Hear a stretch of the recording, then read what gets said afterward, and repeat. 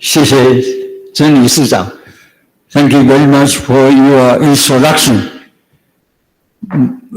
Today I would like to present you sustainable and low-cost paddy rice production under farmers' practice. It's a farmer, real farmer, is working on rice. And you see, rice is one of the important staple food for many people all over the world. But in this crowd, there are so many problems, like rice blast, rice bacteria dead blight, and other diseases could be reduced yield very seriously. So today, I would like to present you is a simple way and cheap price for control all these rice blast, bacteria, leaf blight, and other fungus disease, and pest, like golden snail. Golden snail, see, this is very small, but their multiplication is so fast. If you don't control them, it could be taking care of all your rice seeding at the younger stage. They can consume 11 seeding every day. So how serious, So that is things that I use different kind of management, like cinnamon money could control pests, plus just fresh turmeric. So that's very simple. All that grow in my farm. And horsetail could also contain of the silicon, like BD501 contain also silicon. They could inhibit fungus disease, you see. So that's the way I will continue. And some of the beneficial microorganisms like KKF, which was introduced to Taiwan way back in 2011. And Mr. Tisha came from Thailand. He's so kind to help the farmer to get away from chemical and all the expensive fertilizers. So he's really helpful to many people in Thailand and all other countries, and also including Taiwan. And we also use rapid decomposer provided by our government. Bacillus, this is very good. So I will explain to you one by one.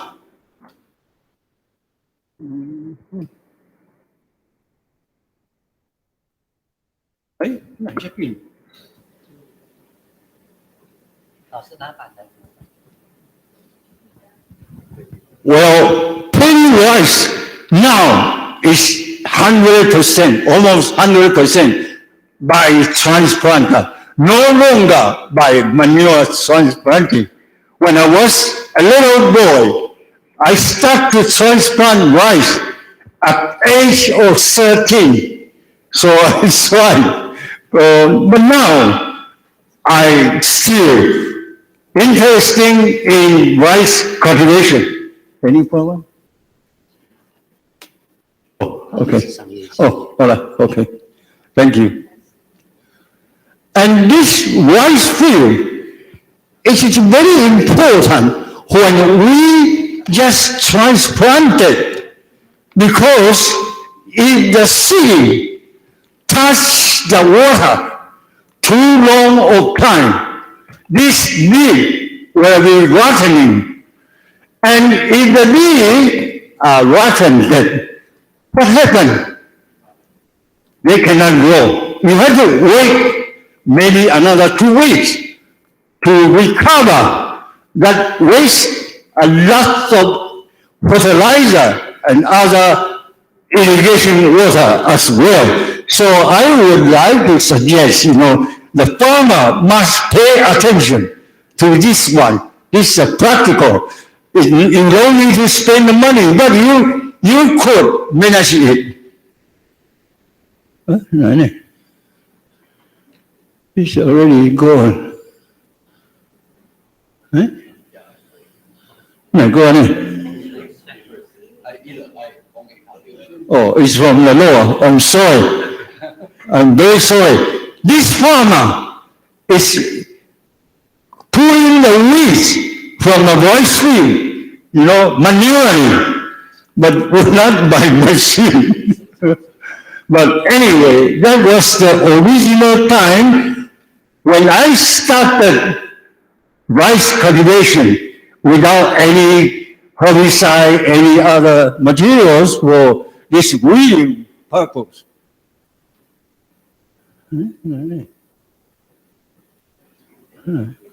Well, actually, when you are doing the weeding, you could use rotavator to cultivate the rice field and clean away all the weeds.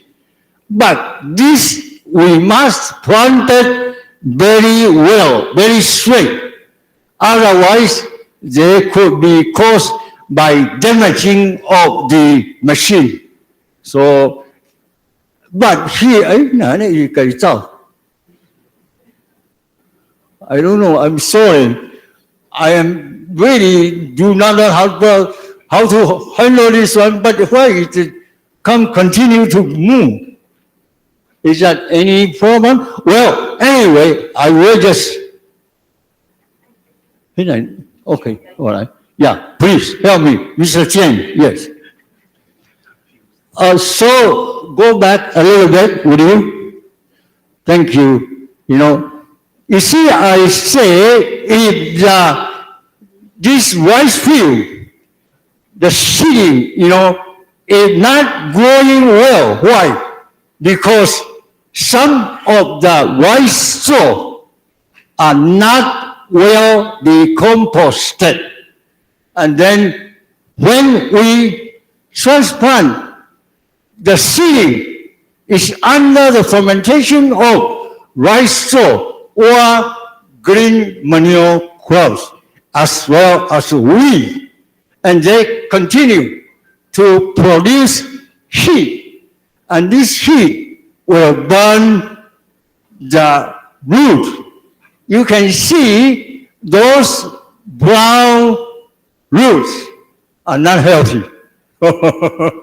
And that white one is the good one, so they can grow well. So I would say we must prevent from this decomposition still taking place after rice transplanted. Okay.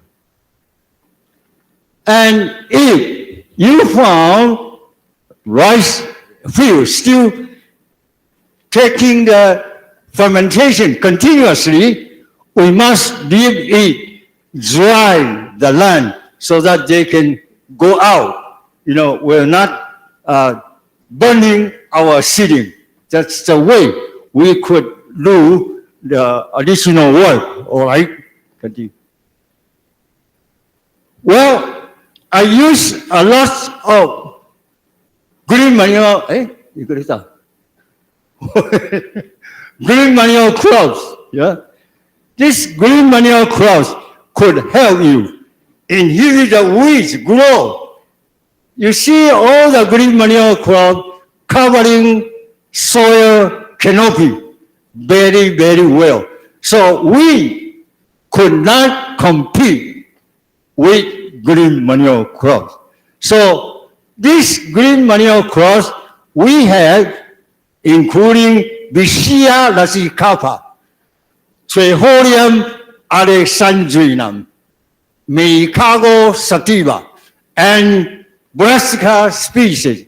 As you can see here, I'm sorry, you are not from here, but if you are coming from Taiwan, you will see in the central part of Taiwan, see a lot of yellow cover covering the rice field perfectly, and also give the bee plenty of honey, so that is a very good. The other green manure crops I mentioned, those are very good for bee as well, like Vicia radicata. We found at Nanhua University, they are also bee come to, taking care of our pollination. So that is very good, and we should try to see if we can find out the nice green manure crop from your own localities. That is help for the inhibit the weeds. All right. You see that even just this month, I have some of these green manure crops left over. During the last cropping season, I just leave it on the lake between my rice field, and they're still growing very well. So you can see how this green manure crops helping on weed control. I took all the green manure crops sampling, for about 4 years. Because each year we have winter crop. Winter crop is between the first rice cultivation and the second one. Between that, we have winter, around 3 months, no rice, but we grow green manure crop to help, covering the soil surface, inhibiting weed growth. I found this is very good, and even my students from Negros Occidental, they are witness in my rice field. Here, the sampling of each year green manure crop. The first year, I got 35.2, the second 32.1, and then the 42.5, 34.6, and the total we have averaged about 34.6 tons per hectare. This is increase in our soil.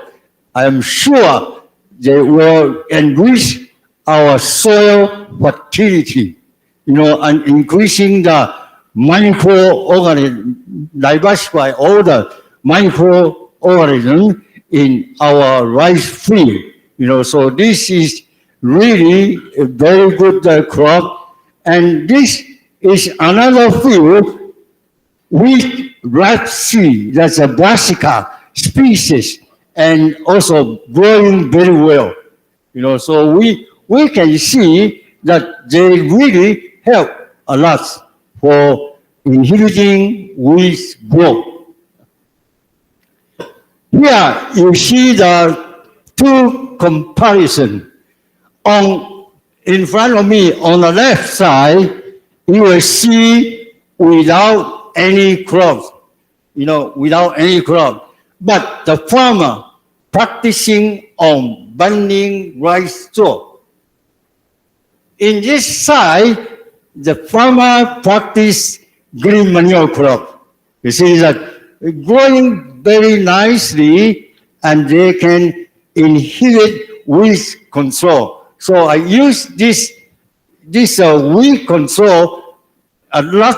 I found it's quite effective. So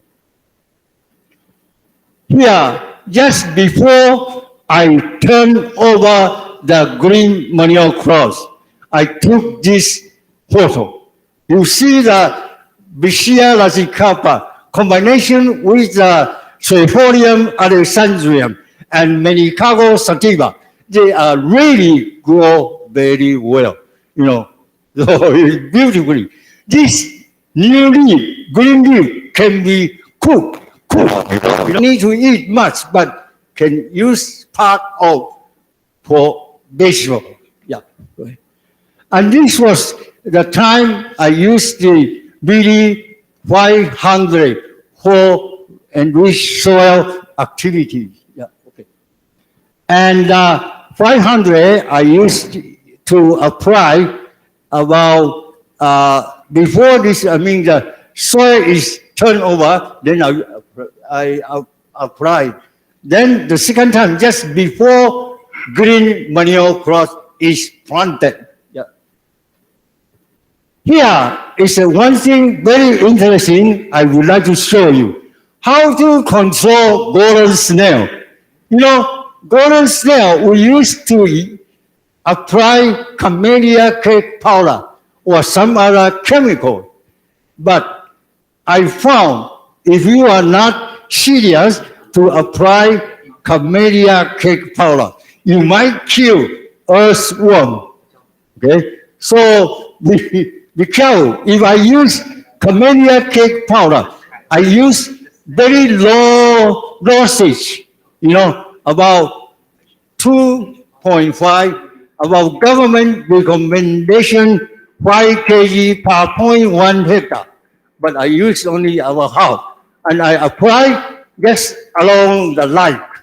For instance, this is a rice we planted here, but I apply only the line because golden snail prefer to lay their egg on light, the wall of light. So, but that is the reason. But if you apply Cassia fustula, what happened? No golden snail come out. So I was surprised. This was introduced by Anesthesia from Thailand. Yes. So I tried. Not many people like to try, but I always like to try to see what is this simple way is that effective. I collect this Cassia fistula from Nanhua University. Last time I have that. And then I only had 30 kilograms, but I had 0.2 hectare. How I apply it. The recommendation rate was 5 kg per 0.1 hectare, but I applied it through irrigation water.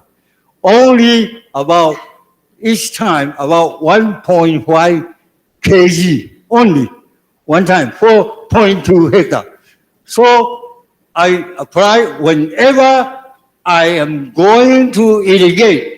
I pass through irrigation because I don't need the extra power, manpower. That is mean you can save. And I found, the season I apply about depend on the seedling.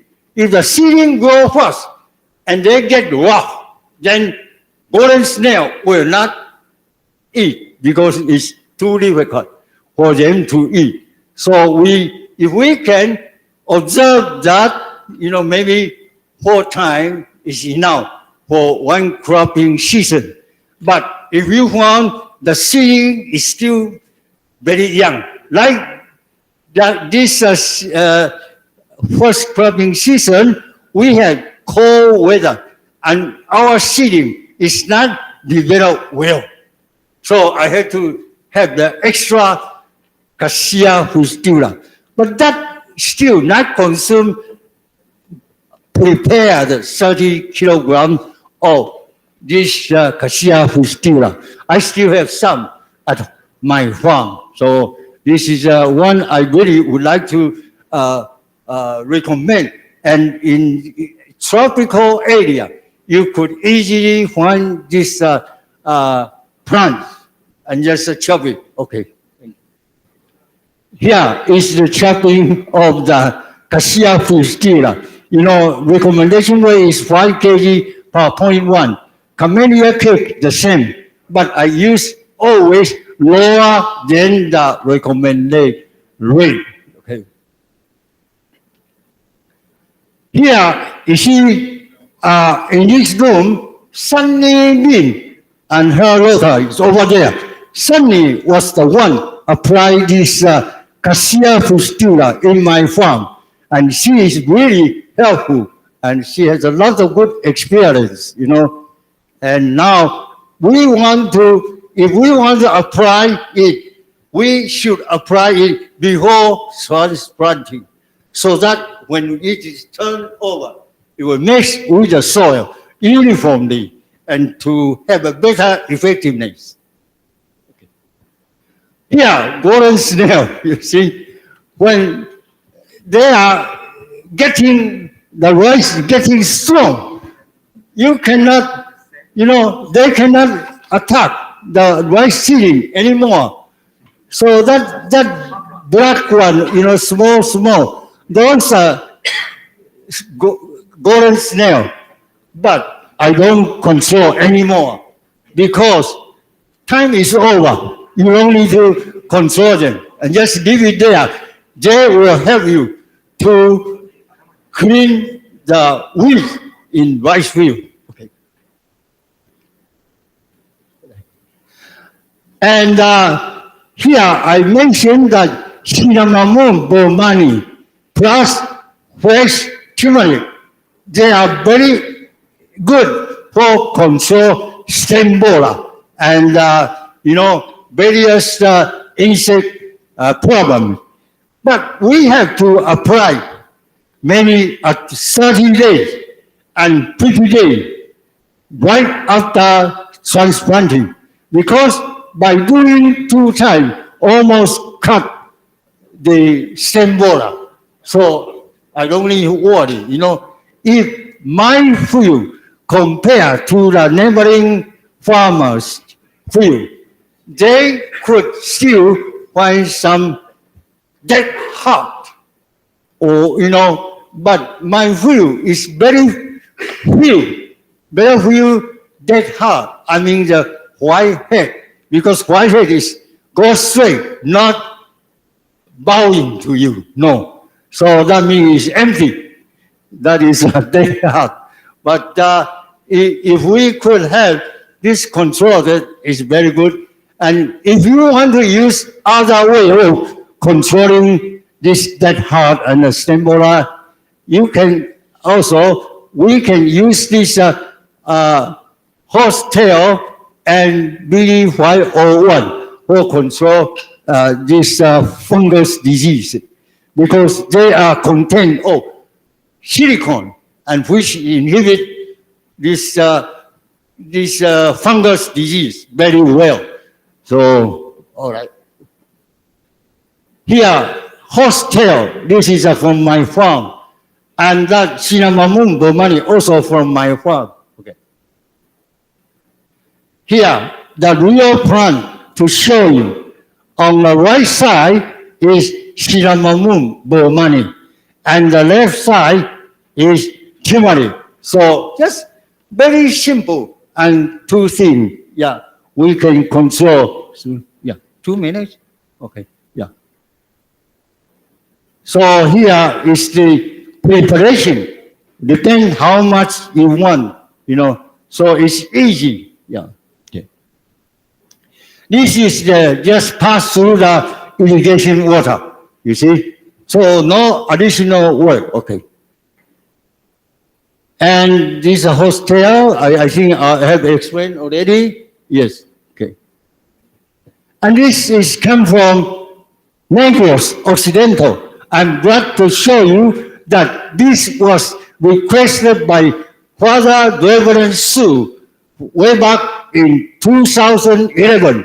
He asked me to go there to share some of organic experience.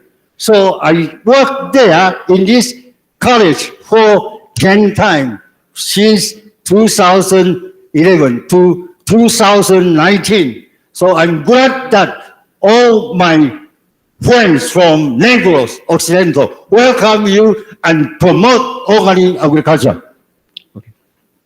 And this is my student Anna Chen and the student over there preparing the BD cow horn for feeding the cow lung. So it's this student, some are here. Okay. Good.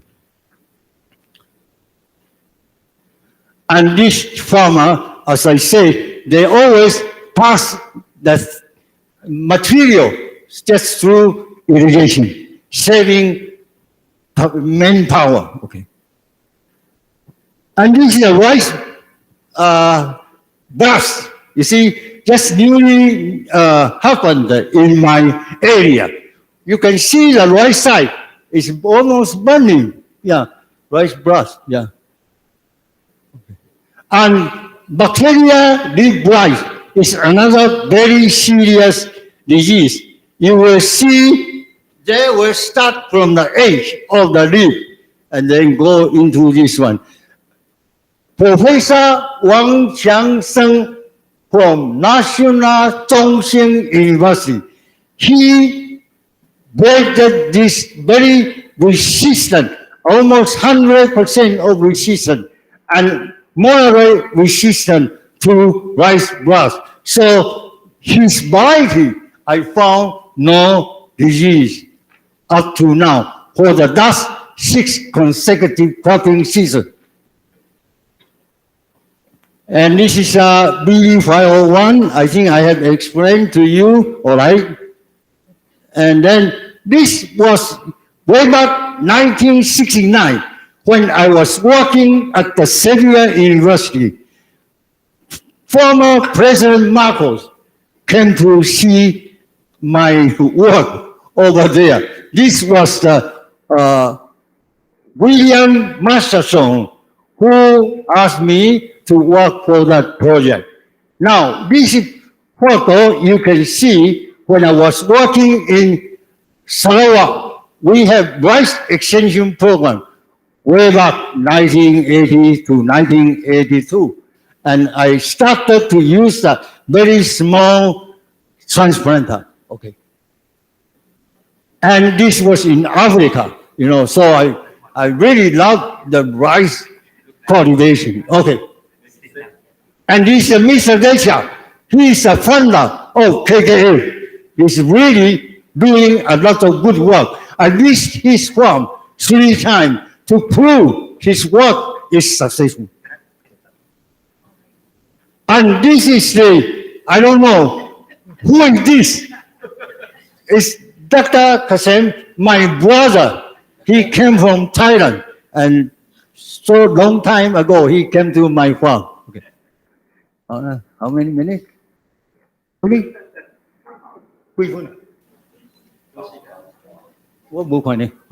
So this is another one from International Inspector. I think for President Dr. Chen from Mingdao University, he conducted international training, and we had some inspector come from Canada and America. Okay. And this is also in Africa. Anyway, just show you. Okay. And this is the Dr. Norman of Hope from Cornell University. He came to Mingdao University. He introduced SRI, rice intensification farming method. And this originally was founded from a Catholic priest from Okay. And this is from Indonesia, the rice harvesting. That me recall when I was a little boy, I used this for cutting rice. Yeah.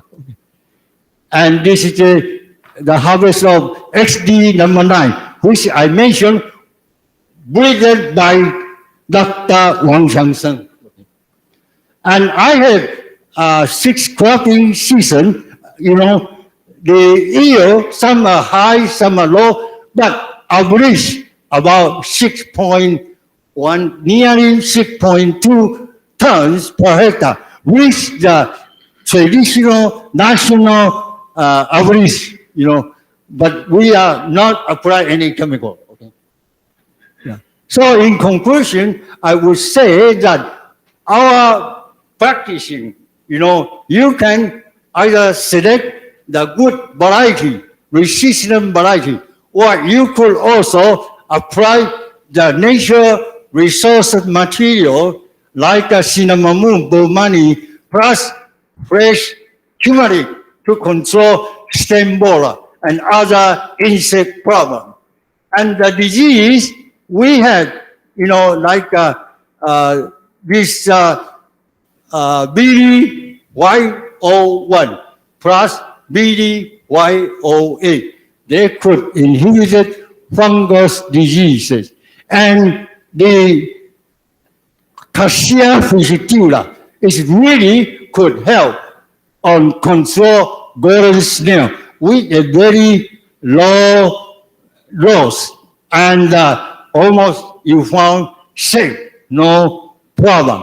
And green manure cross cultivation could also inhibit wheat, successfully. Because that is the reason my field now the wheat is very little.